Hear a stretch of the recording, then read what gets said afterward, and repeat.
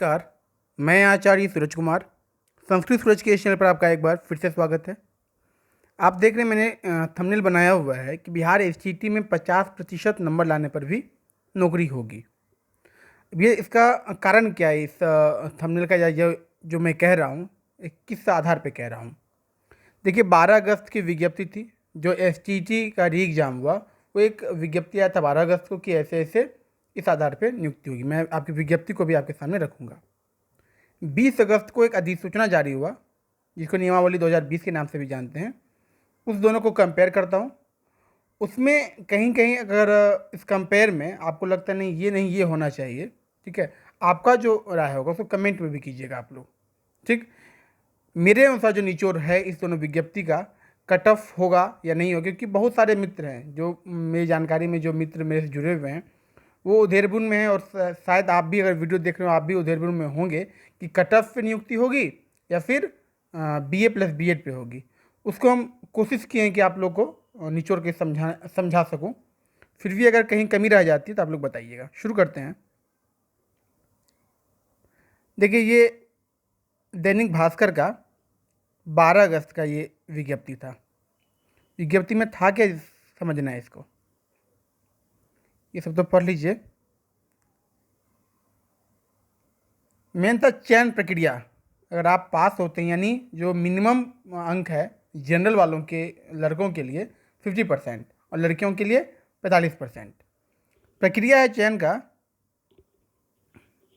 कि माध्यमिक शिक्षक पात्रता परीक्षा 2019 में न्यूनतम उत्तीर्णांक प्राप्त करने वाले सभी अभ्यर्थियों का उच्च प्राप्तांक से न्यून प्राप्तांक यानी घटते क्रम में शिक्षा विभाग बिहार पटना से विषयवार एवं कोटिवार पद का विवरण उपलब्ध कराए जाने के बाद कुल पद के बराबर अभ्यर्थियों का विषयवार एवं कोटिवार मेधा तैयार किया जाएगा।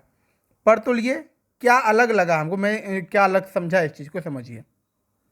भाई लिखा हुआ है इसमें न्यूनतम उत्तीर्णांक और उच्च प्राप्तांक घटते क्रम में बढ़ेगा। मतलब कि अगर आप 150 परीक्षा जो भी 150 प्रश्न की, 150 अंक की, उसमें से हाईएस्ट और लोएस्ट जो लाएगा उसमें मेधा सूची बनाएगा। इस अनुसार ऐसा लग रहा है।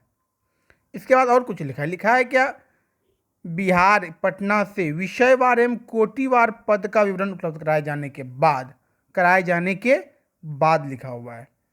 मतलब अभी जो 25,000 का आप लोग दिए हैं, 25,270 सीट का, तो सब विषय मिलाकर, ठीक है, ये भी है। रिक्तियाँ तो इससे ज़्यादा भी है। 33,000 वाला भी आपने पिछले जुलाई में आपने विज्ञप्ति देखा था। अन्य भी सरकार प्रतिबद्ध है कि हर पंचायत में एक हाई स्कूल बनाया जाएगा उत्क्रमित करके, या फिर जैसे हो उसमें भी शिक्षकों की ज़रूरत होगी। तो हो सकता है ये उस पद का भी जिक्र कर रहे हों, लेकिन हालांकि इसमें जिक्र होना नहीं चाहिए, लेकिन हो सकता है। क्यों हो सकता है इसको आगे हम समझाएंगे। तो यहाँ ऐसा लग रहा है कि न्यून और उच्च जैसे लिखा हुआ है यहाँ पे, न्यूनतम प्राप्तांक उच्च, ऐसा लग रहा है यहाँ पे कट ऑफ की संभावना है, लेकिन बिहार सरकार है, कुछ भी हो सकता है।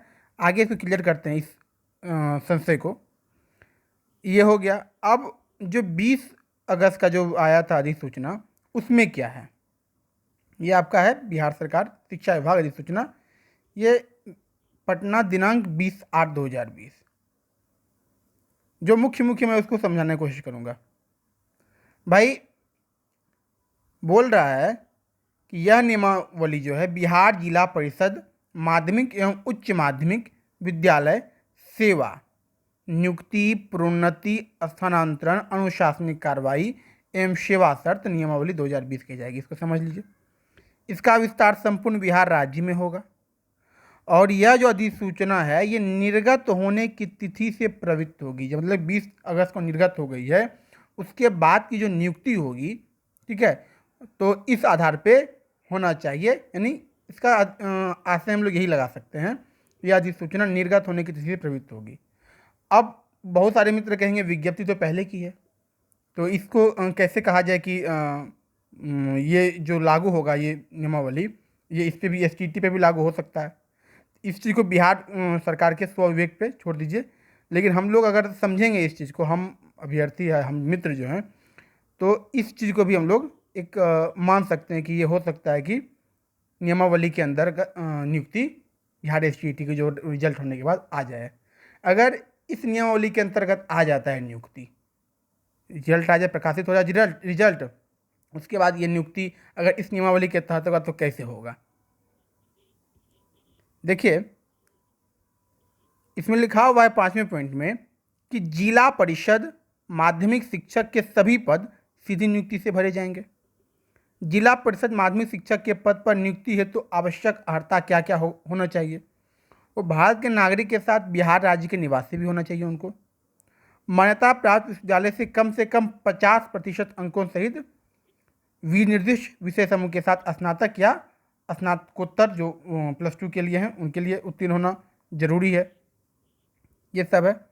फिर अगर संस्कृत से अगर आप लोग हैं तो कामेश्वर सिंह दरभंगा यूनिवर्सिटी जो बिहार में संस्कृत की एकमात्र यूनिवर्सिटी है, संस्कृत का जो संस्कृत शिक्षा का डिग्री जो प्रदत्त करती है, हालांकि अन्य जनरल विश्वविद्यालय भी करते हैं, लेकिन एक इनका भी इसलिए इनका नाम स्पेशल दे दिया कि यहाँ से भी जो शास्त्री पास किए हैं उनको भी जो है उनको भी स्नातक के समतुल्य माना जाएगा। ठीक है। और जो मुस्लिम लोग हैं वो अगर मदरसा शिक्षा बोर्ड से आलिम की डिग्री पाए हैं तो उनको भी स्नातक के समकक्ष माना जाएगा। अब नियुक्ति में हम लोग चर्चा करें नियुक्ति की प्रक्रिया कैसी होगी। तो इस अधिसूचना में स्पष्ट लिखा हुआ है, इसको समझिए कि पहला पॉइंट है नियुक्ति की प्रक्रिया में राज्य सरकार द्वारा जिला शिक्षा पदाधिकारी के माध्यम से जिला परिषद माध्यमिक शिक्षक, उच्च माध्यमिक शिक्षक, पुस्तकालय अध्यक्षों के पद पर सीधी नियुक्ति हेतु पदों की संख्या संसूचित की जाएगी। ठीक है। मतलब अभी जो आप दिए हैं 25,072 सीट टोटल विषय का मिलाकर इस सीट के लिए परीक्षा 33,000 और है, और अन्य सीट जो है मतलब ये समझिए हर जिला में जो रिक्तियां होगी एक संसूचित पद बनाया जाएगा, इतना पद आप इस जिला में खाली है, उसकी नियुक्ति इस अनुसार से इस अधिसूचना के अधिकार से जिला परिषद करेगी। कैसे कैसे करेगी उसको समझिए। ये पॉइंट पढ़ लीजिएगा, पॉइंट जो जरूरी है मैं वो करूँगा कि निर्धारित न्यूनतम अर्हताधारित अभ्यर्थियों के द्वारा समय समय पर उपलब्ध कराए गए विहित पत्र आवेदन पर जिला परिषद के सदस्य सचिव के कार्यालय में हाथों हाथ या स्पीड पोस्ट, मतलब अगर निकालता है जिला परिषद कि मेरे जिला में इस विषय का इस कोटि का इतना सीट खाली है तो आप लोग हाथों हाथ या स्पीड पोस्ट के माध्यम से आवेदन कर सकते हैं। उसके बाद जब नियुक्ति का काम होगा, नियुक्ति कैसे किया जाएगा, तो लिखा हुआ है कि जिला परिषद माध्यमिक शिक्षक की नियुक्ति पैनल के आधार पर होगी। कैसा पैनल होगा? तो पैनल विषयवार होगा जिसकी वैधता अंतिम पैनल प्रकाशन की तिथि से 1 वर्ष के लिए होगी, और मेधा अंक अवरोही क्रम के आधार पर पैनल का निर्माण किया जाएगा। यही चीज़ अगर आप देखे होंगे घटते क्रम में, जो कि 12 अगस्त वाले एसटीईटी में भी दिया हुआ है कि जो मेधा सूची बनेगा वो अवरोही क्रम में बनेगा, लेकिन वहाँ लिखा हुआ था न्यूनतम प्राप्तांक और उच्चतम प्राप्तांक के बीच का। ठीक है। तो वो हो गया कटअप, अगर होता है तो उस अनुसार कटअप होगा, अगर इस अनुसार होगा तो स्नातक स्तर पर पठित विषयों का प्राप्तांक का प्रतिशत और बीएड स्तर पर पठित सभी विषयों का प्राप्तांक का प्रतिशत भागा 2 ऐसे करके लिया जाएगा। इस अधिसूचना के तहत अगर लिया जाता है, इस एसटीईटी की नियुक्ति अगर होती है इस अधिसूचना के तहत, तो ये मेधा सूची बनाने का इस तरीके से मेधा सूची बनेगा। ठीक है। अब आप अगर ये अभी भी संशय में हैं कि मेधा सूची एसटीईटी का किस तरह से निर्माण किया जाएगा, तो मेरा मत जो है ज़्यादा इसी पे है, क्योंकि ये अंतिम अधिसूचना है और उसमें दिया गया निर्गत होने की तिथि से जो नियुक्ति होगी ये इसी आधार पे होना चाहिए, कट ऑफ पे नहीं होना चाहिए। इसका सीधा मतलब ये होगा अगर इस आधार पे होगा तो एसटीईटी जो है सिर्फ उत्तीर्णता तक सीमित रह जाएगा, मतलब जो 50% लाए हैं वो भी, जो 90% लाए हैं वो भी।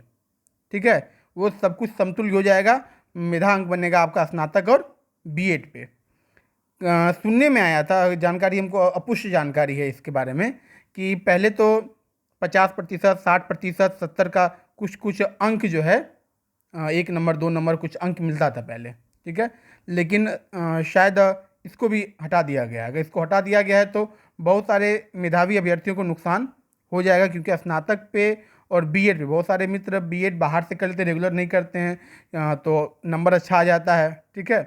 तो उनको थोड़ा नुकसान पहुंच सकता है अगर इस आधार पे बनता है तो। बिहार सरकार है, कभी भी इनका निर्णय, कभी भी इनका ये बदल सकता है, वो अपने स्वविवेक पे कर सकते हैं। लेकिन अगर होना चाहिए अंतिम अधिसूचना के आधार पे तो इसी तरीके से होगा। लेकिन 12 अगस्त के विज्ञप्ति में तो कह दिया गया है कि उच्चतम और न्यूनतम अंक के आधार पर मेधा सूची बनाया जाएगा।